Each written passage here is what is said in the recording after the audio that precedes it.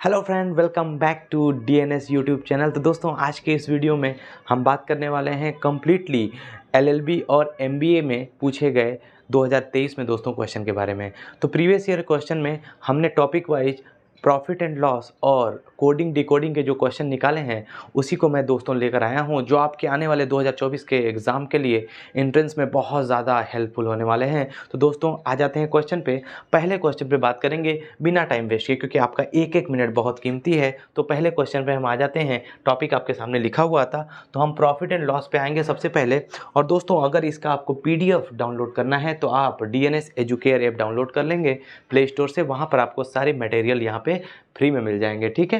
तो दोस्तों आइए पहले क्वेश्चन पे चलते हैं। पहला क्वेश्चन आप आराम से देख लीजिए, मैंने इसीलिए थोड़ा सा उधर करवा दिया जाए ताकि आप आराम से क्वेश्चन को देख पाएँ। तो क्वेश्चन बहुत आसानी से और बहुत ही ज़बरदस्त ट्रिक से हम करेंगे ताकि आसानी से क्वेश्चन को आप कर पाएँ। देखिए, पहले क्वेश्चन नंबर 1 पे हम आ जाते हैं।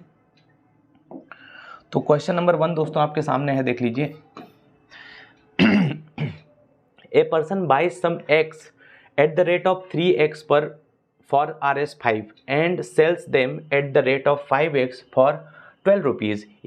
If he gets a profit of 143 rupees in this deal, then how many eggs did he buy? यानी एक व्यक्ति 5 रुपये में 3 अंडे की दर से कुछ अंडे खरीदता है। यानी बात को समझिएगा, जब कभी भी हमें एक अंडे का रेट पता करना होता है, मान लीजिए हम दुकान पर गए और हमने 10 अंडे खरीदे, है ना, 50 रुपये में। तो मुझे अगर एक अंडे का रेट पता करना होगा तो हम क्या करेंगे, रुपीज़ को ऊपर रखेंगे और जितनी भी क्वांटिटी हमने अंडे लिए हैं उसको नीचे रखेंगे, तब तो हमें एक अंडे का रेट पता चलेगा। उसी तरह से जो भी रेट दिया है, रुपीज़ दिया है, उसको ऊपर रख लेते हैं, है ना, और जो क्वांटिटी दिया है उसको नीचे रख लेते हैं। तो क्या होगा, देखिए सबसे पहले वाले में ध्यान से समझिएगा। पहले लाइन में दिया है कि 5 रुपये में 3 अंडे खरीदे, यानी CP मतलब खरीदना होता है, कॉस्ट प्राइस। 5 रुपये में 3 अंडे खरीदता है, क्वांटिटी नीचे हो गई और रुपीज ऊपर हो गया, ठीक है भाई। और 12 रुपये में 5 अंडे की दर से उन्हें बेच देता है। दोस्तों ये प्रॉफिट एंड लॉस का क्वेश्चन है, जैसा कि आपको देखने में लग रहा है। और सेलिंग प्राइस क्या है, सेलिंग प्राइस उसका है, ध्यान से समझना है, 12 रुपये में 5 अंडे की दर से उसे बेच देता है। यानी 12 रुपये में किसके दर से, 5 की दर से उसको बेच देता है। बात को बड़े ध्यान से समझिएगा। अच्छा एक बात बताइए, इससे आपको कहीं भी ये पता चल रहा है कि कितने में बेचा है वो? यहाँ पर आपको कहीं भी ये पता चल रहा है कि पूरे आइटम्स कितने हैं, यानी पूरे कुल अंडे कितने उसने बेचे हैं, यहाँ पर एकदम क्लियरली हमको पता नहीं चल पा रहा है। तो हम क्या करेंगे, एक टोटल क्वांटिटी लेने के लिए इन दोनों का LCM ले लेंगे। x भी मान सकते हैं, लेकिन x मानने से क्या है, अच्छा भाई x तो दिक्कत ही कर देता है ना, तो x मानने की कोई ज़रूरत नहीं। हम क्या करेंगे, देखिएगा ध्यान से, हम क्या करेंगे ना, 3 और 5 का LCM ले लेंगे। और 3 और 5 का LCM क्या आएगा, 15 आएगा। और 15 दोनों में हम लोग मान लेंगे कि भाई 15 टोटल हमारे पास अंडे रहे होंगे। तो मान लेते हैं कि 15 हैं, तो 15 LCM लेकर के 3 और 5 का, तो 5 से 3 बार में कट जाएगा और यहाँ 3 से 5 बार में कट जाएगा। तो यहाँ पर हम कहें तो CP हमारा क्या आ जाएगा, 5 × 5 = 25 और SP हमारा हो जाएगा 12 × 3 = 36। कितना हो जाएगा, 36। अगर देखा जाए तो हमने 25 रुपये में ख़रीदा है और 36 रुपये में बेचा है।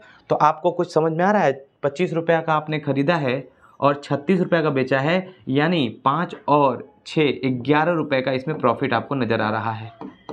11 रुपये का प्रॉफिट नज़र आ रहा है, एकदम क्लियरली साफ साफ दिख रहा है कि 25 रुपये का आपने ख़रीदा है, 36 रुपये का बेचा है, तो 11 रुपये का प्रॉफिट हो गया। लेकिन क्वेश्चन कह रहा है कि भाई साहब लाभ जो है वो 11 रुपये का नहीं होता है, बल्कि 143 रुपये का होता है, 143 रुपीज़। तो यानी 11 ना हो करके हमारा जो, ध्यान रखिएगा, हमारा जो लाभ है वो 11 ना हो करके, बात को ध्यान से समझिएगा, वो कितना है, 143। 11 ना हो करके कितना है, 11 ना हो करके, ध्यान से समझिएगा, 11 ना हो करके कितना है, 143। इससे कितने गुना ज़्यादा, 11 × 11 बचेगा 3 और 11 × 3 = 33, यानी 13 गुना ज़्यादा।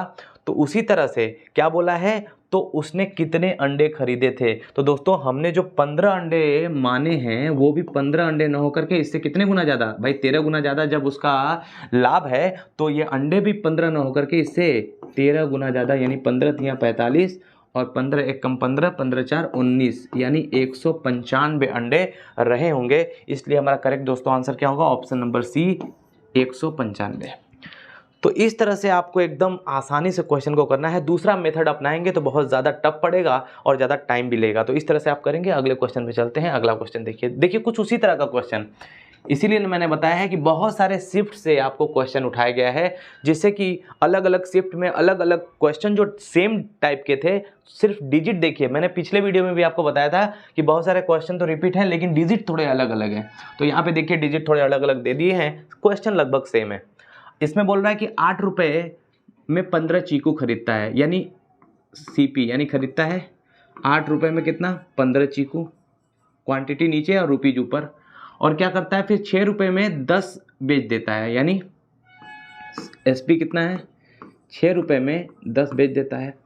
अभी भी हमें टोटल क्वांटिटी नहीं पता कि वो टोटल चीकू खरीदता या बेचता कितना है। तो हम क्या करेंगे, 10 और 15 का एलसीएम ले लेंगे। 10 और 15 का एलसीएम ले लेते हैं 30। अब देखिएगा ध्यान से, अब हम काटेंगे 10 से 30 को कितने बार में, 3 बार में। और 15 से काटेंगे 30 को 2 बार में। 8 दूना 16 हो जाएगा इसका CP, और 6 तरीके 18 यानी 18 रुपया हो जाएगा इसका SP। यानी 16 रुपये में कोई चीज़ खरीदा है, 18 रुपये में बेचा है।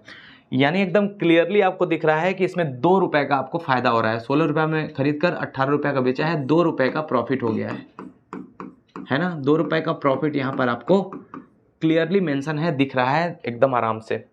अब पूछा है कि इसका क्या परिणाम होगा, यानी आपसे पूछा है what will be the result of this. तो भाई साहब रिजल्ट तो पूछा है, तो रिजल्ट बता दीजिए आप।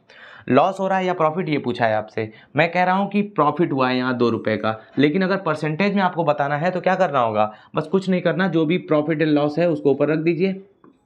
CP को नीचे रखिए, हमेशा कॉस्ट प्राइस को नीचे रखते हैं। कॉस्ट प्राइस कितना है, 16 को नीचे रख दीजिए और इंटू 100 कर दीजिए। ठीक है, 2 से काट देंगे 16 को कितने बार में, 8 बार में। और ऊपर बचेगा 1 और नीचे बचेगा 8। 8 से काट देंगे, वैसे 1/8 तो आप जानते ही है कितना होता है, लेकिन फिर भी अगर नहीं पता तो काट लीजिए। आंसर आएगा 12.5%। 1/8 की वैल्यू मैंने परसेंटेज की वीडियो में पेड क्लासेस में भी बताई है। 1/8 की जो वैल्यू होती है वो होती है 12.5%। ठीक है, 12.5%। तो करेक्ट आंसर क्या होगा, 12.5% गेन। ध्यान रखेंगे 12.5% क्या हुआ है, गेन हुआ है। लॉस मत लगा दीजिएगा क्योंकि प्रॉफिट हुआ है। देखिए 16 रुपये में खरीदा है आपने, 18 रुपये में इसको सेल आउट कर दिया है। ठीक है, उम्मीद है आपको समझ में आ गया होगा। अब चलते हैं अगले क्वेश्चन पर।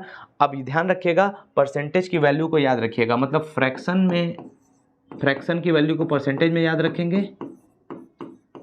मान लीजिए 1/5 दे दे आपसे, क्या कहेंगे, 20% कहेंगे। या परसेंटेज की वैल्यू दी है तो फ्रैक्शन में याद रखेंगे। इन दोनों को याद रखिएगा। परसेंटेज वाला वीडियो पे ध्यान रखिएगा, मैंने कुछ बताया भी था आपको, जाके पिछला वीडियो जरूर देख लीजिएगा। पहला मैंने सेट करा दिया है वीडियो के, आपको सेक्शन में जाकर वो मिल जाएगा। चलिए अब अगला क्वेश्चन देखिए। एक क्वेश्चन है, आप पढ़ लीजिए पहले क्वेश्चन को आराम से, फिर हम करेंगे इसको सॉल्व।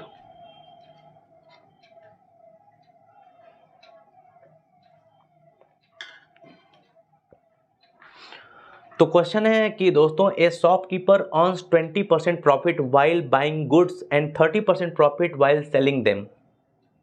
एक दुकानदार एक सामान खरीदते हुए 20% लाभ। भाई ठीक है, यानी सामान खरीदता है जब, तो वो 20% लाभ कमाता है ना, 20%।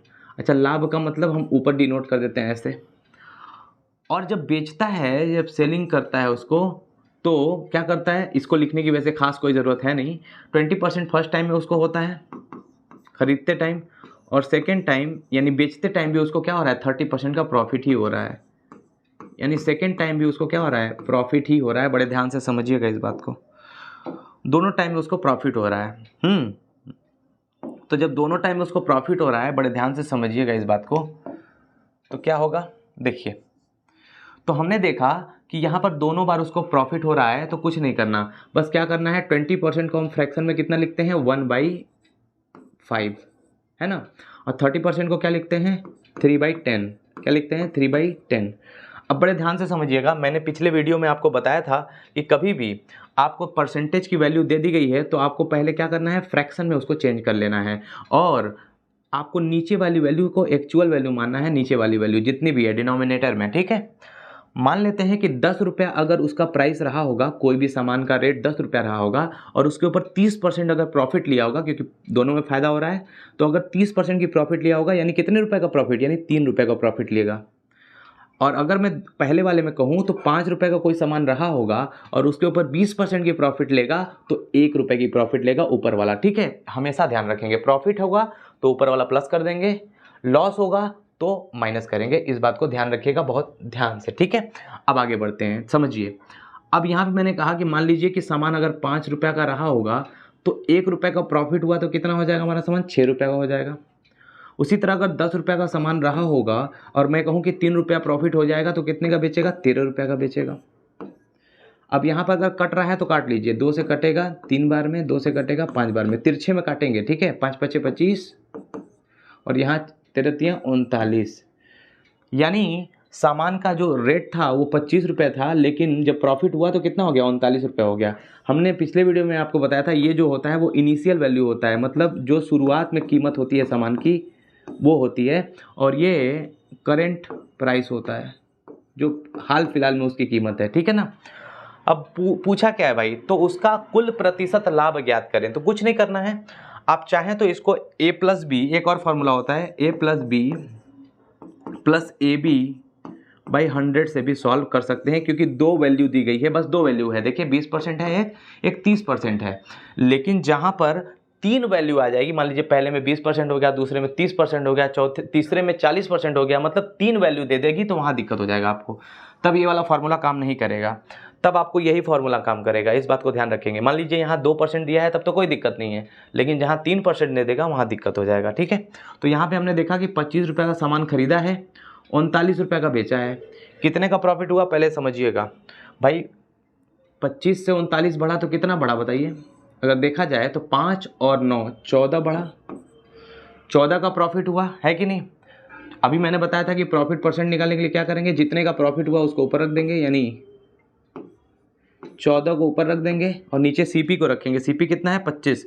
मैंने बताया था ना कि स्टार्टिंग में जो है ये है सीपी आपका, है ना, ये क्या है सीपी यानी 25, और आपका इंटू करेंगे 100, 25 से कटेगा 100 4 बार में, और 14 चौके 56%, और यही हमारा क्या हो जाएगा, आंसर होगा, यानी करेक्ट आंसर होगा ऑप्शन नंबर सी। ठीक है, तो ये था दोस्तों करने का तरीका, आप इसी तरह करेंगे, बहुत ही आसानी से कर ले जाएंगे आप क्वेश्चन को। चलिए आगे आइए क्वेश्चन पे, अगले क्वेश्चन पे चलते हैं। चौथा क्वेश्चन देखिए, चौथा क्वेश्चन है, एक व्यापारी 27 रुपये में एक वस्तु खरीदता है ना। चलिए ठीक है, सीपी उसका कितना है, सीपी उसका है, उसका सीपी कितना है भाई साहब, 27 रुपये, 27 रुपये में उसको खरीदता है। चलिए ठीक है, विक्रय मूल्य के 10% लाभ पर बेच देता है। अब मेरी बात बड़े ध्यान से समझिएगा, बोला है कि विक्रय मूल्य के एसपी के, है ना, एसपी के 10% प्रॉफिट पे उसको बेचता है, एसपी के, इस बात को ध्यान रखिएगा। अगर क्रय मूल्य के लाभ पर बेचेगा ना, तब हमेशा जो परसेंट वैल्यू, अच्छा पहले इसको परसेंटेज में बदल करके फ्रैक्शन में बदल दीजिए, 1/10 कहेंगे इसको, 10% को क्या कहते हैं, 1/10 कहते हैं। चलिए तो इसको क्या करिए ना, पहले फ्रैक्शन में बदल लीजिए, और कभी भी ध्यान रखिएगा जो ये वैल्यू आई है ना, तो नीचे वाली वैल्यू हम लोग सीपी मानते थे, लेकिन कब, जब नॉर्मल में बेचा जाता है तब। लेकिन यहाँ बोला है साफ साफ कि भाई जो हमने सामान बेचा है ना वो विक्रय मूल्य के ऊपर बेचा है, यानी सेलिंग प्राइस के 10% लाभ पर बेचा है। अब अगर मैं यहाँ पर सीपी नहीं मान सकता, अब नीचे वाला मैं मानूंगा एसपी। अगर मैं कहूँ कि 10 रुपये में सामान को बेचा गया है और उसके ऊपर फिर भी 10% का लाभ कमाया जा रहा है, बात को समझिए, तो हमें ये कहना होगा कि भाई 1 रुपया, अच्छा बताइए यहाँ पर जो भी आएगा वो क्या आएगा, सीपी आएगा कि नहीं आएगा। और सीपी अगर मान लेते हैं कि मान लीजिए एक मैं इसमें जोड़ देता हूँ, मान लीजिए एक इसमें जोड़ देता हूँ, तो ये हो जाता है 11 सीपी होगा, यानी कॉस्ट प्राइस होगा, और 10 रुपये एसपी होगा, तो हमें तो लॉस हो गया। 11 रुपये में हमने कोई सामान खरीदा है और 10 रुपये में अगर बेचेंगे उसको तो हमें तो लॉस हो गया, जबकि क्वेश्चन में दे रहा है कि भाई नहीं प्रॉफिट हो रहा है आपको 10%। इसका मतलब है कि ये ऊपर वाला जो है वो लाभ होने पर भी माइनस होगा, लाभ होने पर भी क्या होगा, माइनस होगा। क्यों, क्योंकि यहाँ पर एसपी पर काउंटर हो रहा है, तो एसपी पर होगा तो यहाँ पर सीपी जो है वो क्या हो जाएगा, यहाँ पे सीपी ध्यान रखिएगा 9 हो जाएगा, क्या हो जाएगा 9। अब देखिए 9 रुपया में आपने खरीदा और 10 रुपया में आपने बेच दिया, ये हमारा एसपी है। यहाँ पर आपको पता चल रहा है कि आपको प्रॉफिट हो रहा है ना, प्रॉफिट हो रहा है। अब कहेंगे सर अच्छा प्रॉफिट हो रहा है, चलिए ठीक है, तो एसपी यहाँ पर 10 रुपया हो गया, यहाँ पर वस्तु जो खरीदा है वो 27 रुपये में खरीदा है। वस्तु कितने में खरीदा है? 27 रुपये में खरीदा है। तो बताइए इसका करेक्ट आंसर क्या होगा? चलिए बताइए, जल्दी कमेंट सेक्शन में आंसर करके आप बताएंगे इसको। मैंने आपको ट्रिक बता दिया है, अब इतना क्वेश्चन मैंने सॉल्व करा दिया है, इसको आप आगे कमेंट सेक्शन में मुझे बताएंगे, ठीक है? कमेंट सेक्शन में मुझे इसका आंसर आप बताएंगे। ये मैंने आपको क्वेश्चन का एक तरीका बता दिया है कि सीपी 27 रुपये का है। कितना है? 27 रुपये का है। इस बात को ध्यान रखेंगे, सीपी कितना है? 27 रुपये का है। अब एकदम सामने आपके क्वेश्चन है, मैंने आपको पहले का ट्रिक भी बताया है कि 9 नहीं है 27 है। आप देख लीजिए, फिर उसके बाद आंसर आप करेंगे। उसके बाद आप आंसर करेंगे, आंसर मुझे साफ साफ दिख रहा है, आप आंसर करेंगे कमेंट सेक्शन में। इससे पता चलेगा कि आप भी क्या कर रहे हैं। चलिए अब अगले क्वेश्चन की तरफ चलेंगे। अगला क्वेश्चन है, a fruit seller earns 20% by selling mangoes at a certain price. If he sells a mango for 1 rupee more, he will make 40% profit. Find the selling price of one mango in the first case. अब बड़े ध्यान से समझिएगा। अब बोल रहा है कि 20% लाभ कमाता है, ठीक है? 20% प्रॉफिट, 20% प्रॉफिट। 20% प्रॉफिट का मतलब 1/5 और 5 पर 1 का लाभ, यानी 6 रुपये। 6 रुपये इसका क्या होगा? Selling price. 6 रुपये क्या होगा इसका? 6 रुपये इसका हो जाएगा सेलिंग प्राइस, ठीक है? बोल रहा है कि यदि वो 1 रुपये अधिक में आम बेचता तो उसे 40% लाभ होता, ठीक है? हम 40% फिर इसको लाभ कर दे रहे हैं भाई। 40% को अगर हम लिखें लाभ को तो कितना हो जाएगा? यहाँ हो जाएगा 2/5। अब अगर हमारा 5 रुपये सीपी है और 2 रुपये का लाभ लेकर हम बेचें तो उसको कितने में बेचेंगे? 7 रुपये में बेचेंगे। और देखिए पहले से कितने रुपए ज़्यादा हो रहा है? 1 रुपये ज़्यादा में बेच रहे हैं। बिल्कुल सही बात क्वेश्चन के हिसाब से बोल रहा है कि यदि वो उसे 1 रुपये अधिक में बेचता है तो उसे 40% लाभ होता है। तो पहली स्थिति में एक आम का विक्रय मूल्य ज्ञात करें। तो देखिए पहली स्थिति में जो आम का विक्रय मूल्य था वो कितना था? देखिए एकदम साफ साफ आपको दिख रहा है। अगर हमारा जो क्वेश्चन है वो सेटिस्फाई करता है हमारे मेथड को तो एकदम सेम टू सेम वैल्यू आता है। देखिए यहाँ पे 1 रुपये की बढ़ोतरी हो रही है दूसरे बार में बेचने पर, और हमारे हिसाब से भी 6 रुपये का पहले बेच रहा था, अब 7 रुपये का बेच रहा है, यानी 1 रुपये की बढ़ोतरी यहाँ भी हो रही है। इसका मतलब जो पहला वाला सामान है, यही तो पूछा है कि find the selling price of 1 mango in the first case. तो पहले केस में 1 मैंगो की सेलिंग प्राइस कितनी थी? तो 6 रुपये थी। यहाँ पर एकदम क्लियर आ चुका है, तो करेक्ट आंसर हो जाएगा ऑप्शन नंबर ए, ठीक है? अब चलिए हम आगे चलते हैं अगले क्वेश्चन पर। अच्छा अगला क्वेश्चन देखिए, 6वां क्वेश्चन है। 6वां क्वेश्चन एक बार ध्यान से देख लीजिए, है ना? Remy makes a profit of 20% by selling an item at a fixed price. If she had sold item for 8 and more, she would have made a profit of 30%. Similarly find purchase price of 16 items. यानी Remy कोई वस्तु निश्चित मूल्य पर बेचकर 20% का लाभ होता है, ठीक है? 20% का क्या होता है? लाभ होता है। 20% का क्या होता है? लाभ होता है, ठीक है? यदि वस्तु को 8 रुपये और अधिक में बेचे तो उसे 30% का लाभ और होगा।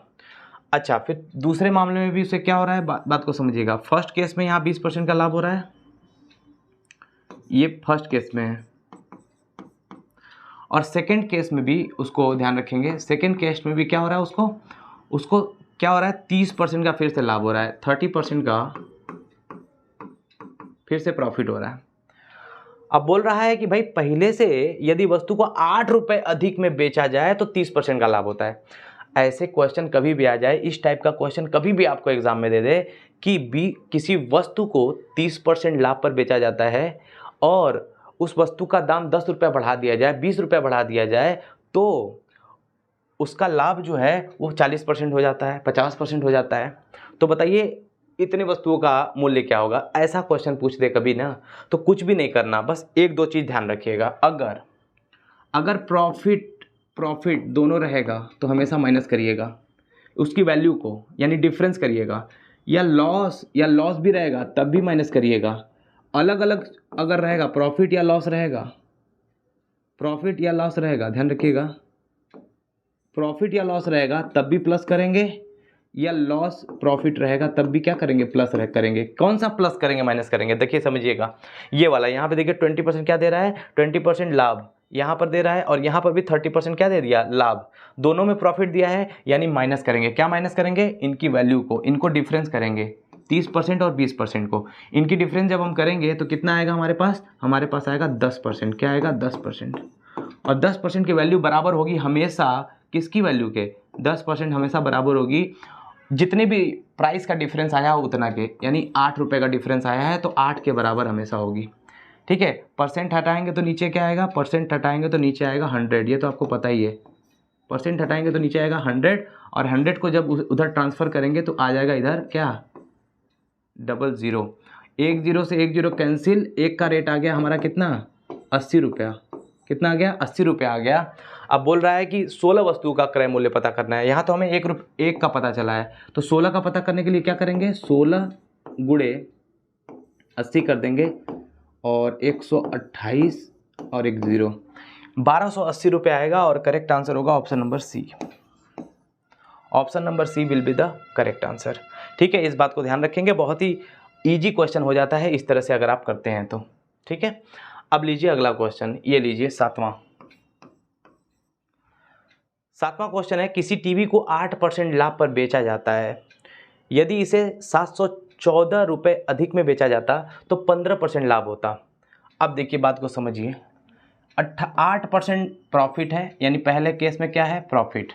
दूसरे केस में भी क्या है, इसमें भी प्रॉफिट है। अब बताइए क्या होगा, माइनस होगा। हमने बताया था ना, प्रॉफिट हो या लॉस हो, माइनस होगा। जो भी वैल्यू हमने देखी है 15 और कितना है 8, यानी 8% और 15% की वैल्यू जो है, और उसके बीच में डिफरेंस कितना हो रहा है, 714 रुपये का हो रहा है। इसी तरह क्वेश्चन आएगा, ध्यान रखिएगा। तो इनको पहले डिफरेंस हम देखते हैं। इनका डिफरेंस है कितना, 7%। 7% बराबर कितने के हैं, 714 के। और परसेंट हटाएंगे तो नीचे 100 आएगा। और डायरेक्ट हम लोग क्या करते हैं, नीचे 100 लिख देते हैं। 100 लिखने की भी ज़रूरत नहीं है, हम डायरेक्ट उधर 2 0 बढ़ा देते हैं, है ना। आप काट लेते हैं एक का वैल्यू निकालने के लिए। 7 से काटेंगे, 7 एकम 7, 7 दूना 14, है ना। अब यहाँ पर कटेगा कितना है, हाँ ठीक है। तो यहाँ पर एक की वैल्यू है 10,200। ठीक है, अब हमें पूछा है कि भाई अगर ये हमारा क्रय मूल्य आ गया, सीपी आ गया, एक का हमारा सीपी आ गया, निकल गया। अब बोला है कि अगर उस वस्तु पे हमें 18% का प्रॉफिट लेना होगा, TV to gain 80% profit, what should be the selling price. अब हमें कितने का बेचना होगा, तो ठीक है भाई 10,200 का आपको पड़ा है। अगर उस पर 18% का प्रॉफिट लेना है, यानी 118% टोटल हो जाएगा।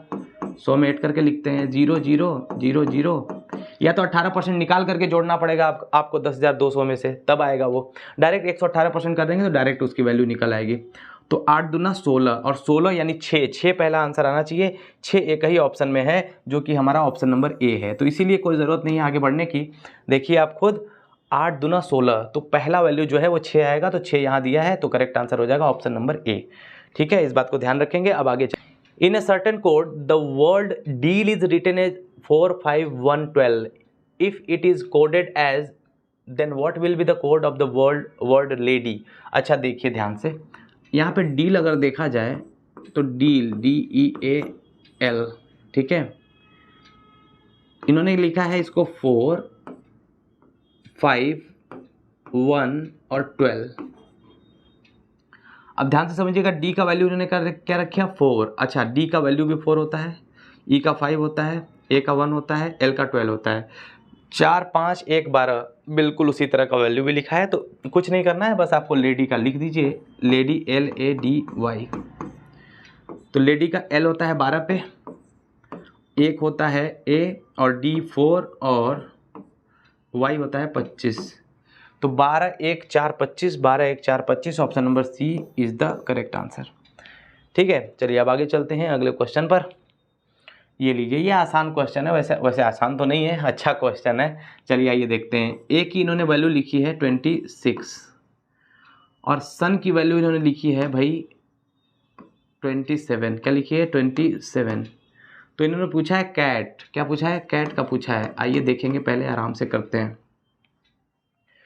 तो ए की वैल्यू 26 कैसे आ सकती है, अगर ध्यान दे तो ए की वैल्यू तो होती है भाई 1, ये 26 कैसे आ गई। तो अगर ध्यान दें तो ए का उल्टा वैल्यू होता है जेड, ए का अपोजिट क्या होता है जेड, और जेड की वैल्यू ही यहाँ पे इन्होंने लिख दिया है, ये तो क्लियर है। उसी तरह यहाँ देखा जाए सन, तो सन में अगर देखें तो अगर एस की अपोजिट क्या होती है, एस की अपोजिट होती है एच, और यू की अपोजिट क्या होती है एफ, एन की अपोजिट क्या होती है एम, है ना। तो अगर इन तीनों की वैल्यू को हम जोड़ते हैं प्लेस वैल्यू को तो क्या 27 आता है, आइए देखते हैं। तो एच की वैल्यू होती है 8, एफ की 6 और एम की होती है 13। तो 13, 6, 19, 8, 27, बिल्कुल आपका ये सारा वैल्यू प्लस होकर के ये आ रहा है, बिल्कुल सही है। इसका मतलब ये है कि अपोजिट करके उसको लेटर को जोड़ दे रहा है, उसके जितने भी अल्फ़ाबेट है ना उसको ऐड कर दे रहा है, ये बात तो क्लियर है। उसी तरह सी का अपोजिट क्या होगा, सी का अपोजिट होता है एक्स, ए का अपोजिट क्या होता है जेड, टी का अपोजिट क्या होता है जी।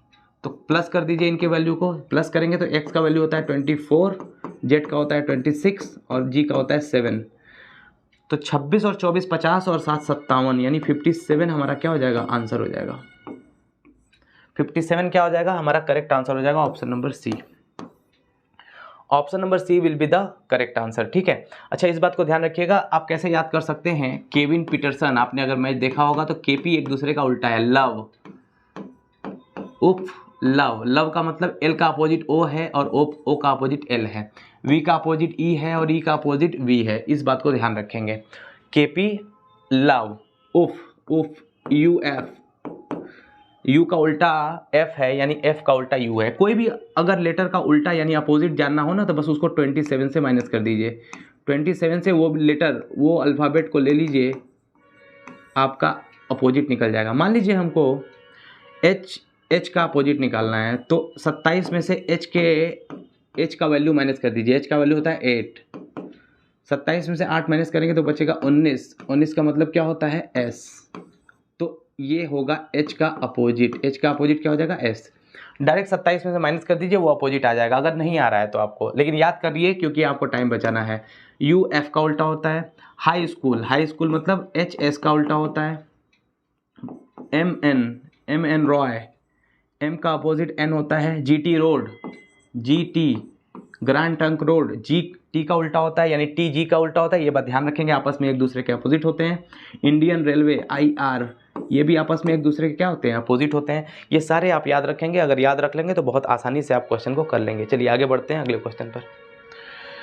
अब ये लीजिए, एक क्वेश्चन है, आसान क्वेश्चन है, बी का वैल्यू कितना होता है, बैट को ये लिख रहे हैं 23,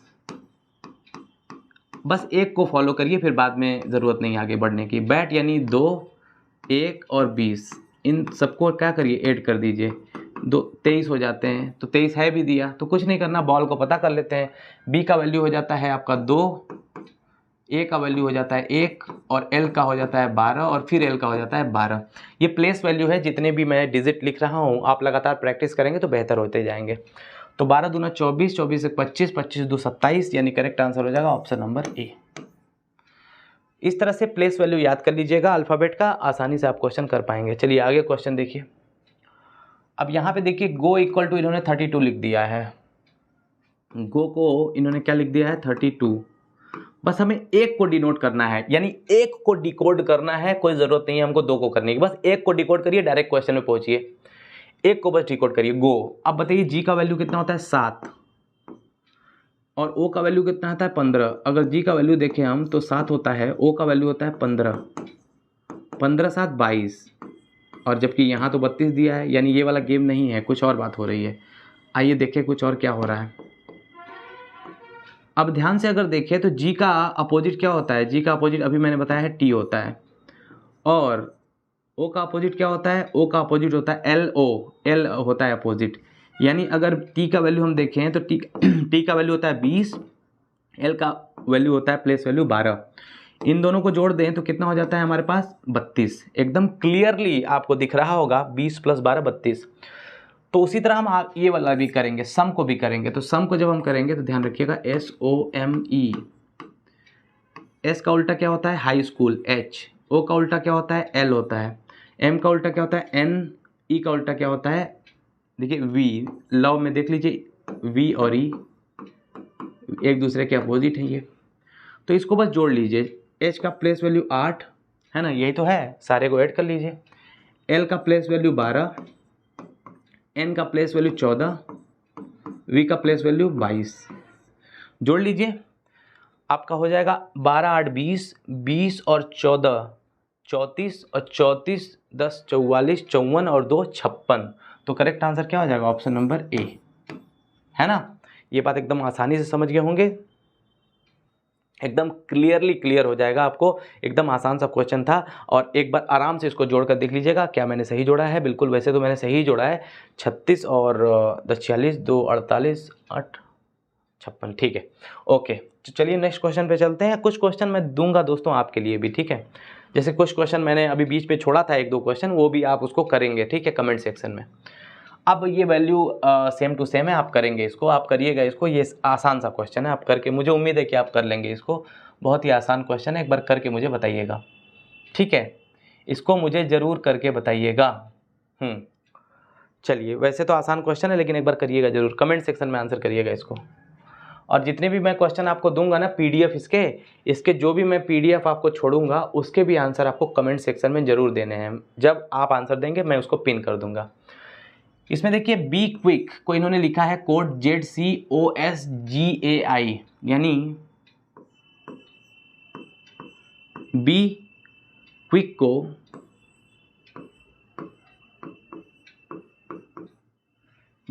को इन्होंने क्या लिखा है, ध्यान रखेंगे, ZC और उसके बाद OSGA और I, ठीक है ना, ये लिखा है इन्होंने।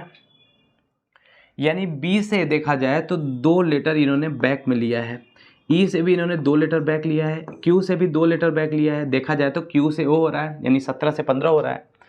तो यानी -2 का मामला है, क्या है, -2 का है केस, जो है -2 का चल रहा है, -2 -2 -2 इसी तरह चल रहा है। तो हमें कुछ भी नहीं करना है, कुछ नहीं करना है, बस क्या करना है, ध्यान से समझिएगा। अगर हम देखें इसको तो थोड़ा सा, एक सेकेंड, इसको सही कर देते हैं, है ना। क्या लिखा जा रहा है, कोडेड ZCOSGAI, है ना। यानी -2 -2 -2 -2 -2 -2 -2, ये सारा माइनस किया जा रहा है, -2 के की वैल्यू 11 होती है, आई की वैल्यू 9 होती है, ये भी माइनस किया गया है, सब में -2 किया गया है। तो अब क्या पूछा है कि आई लव माई कंट्री वाक्य के तीसरे शब्द के, अच्छा तीसरा शब्द कौन है, पहला दूसरा तीसरा, ये तीसरा शब्द है।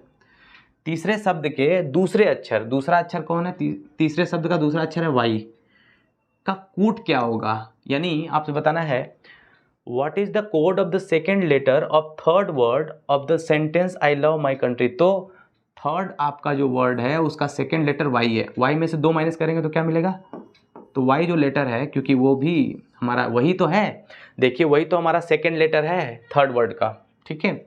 तो वाई से अगर हम माइनस करते हैं 2, तो 25 में से 2 माइनस करेंगे यानी 23, 23 पे होता है डब्लू, 23 पे होता है डब्लू, यही हमारा करेक्ट आंसर होगा, ऑप्शन नंबर डी, ठीक है। तो ये है आपका करेक्ट आंसर। चलिए अब अगले क्वेश्चन की तरफ चलते हैं। हाँ ठीक है, देखिए दिल्ली, अब बोला गया है कि दिल्ली